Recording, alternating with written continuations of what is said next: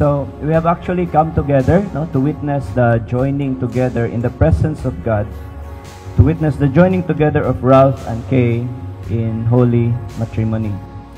This sacred relationship of marriage was ordained by God in creation, and our Lord Jesus Christ adorned marriage by His presence.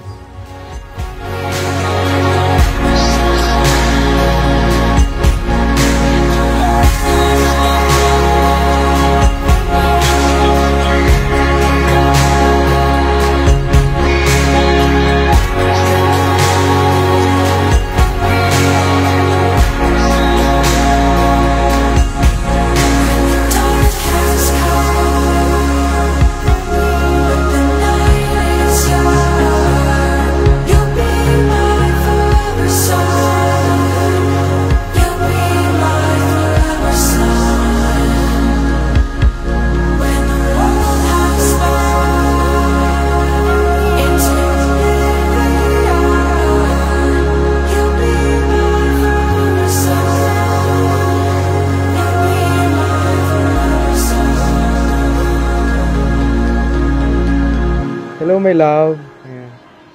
Alam ko mahal na mahal mo ang mga gamit mo, pero please lang palitan mo na to.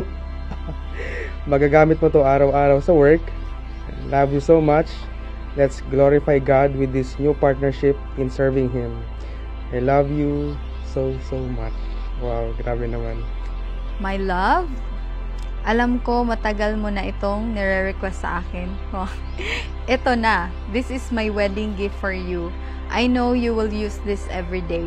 Magpaganda ka palalo. Una pa lang ito sa mga ibibigay kong pampaganda sa'yo. Wow. Stay always beautiful inside and out.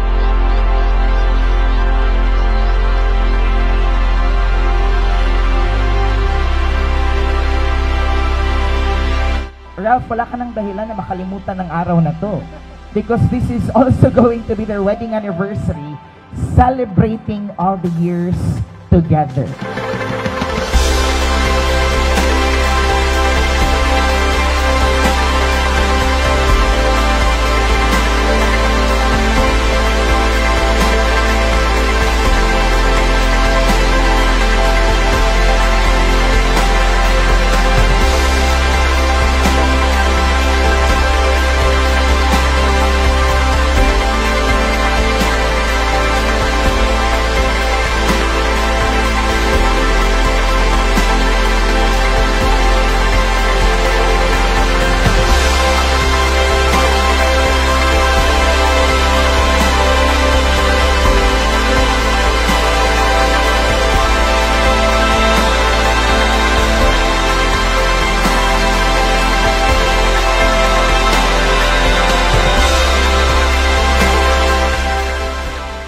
Ralph came in prosperity and adversity.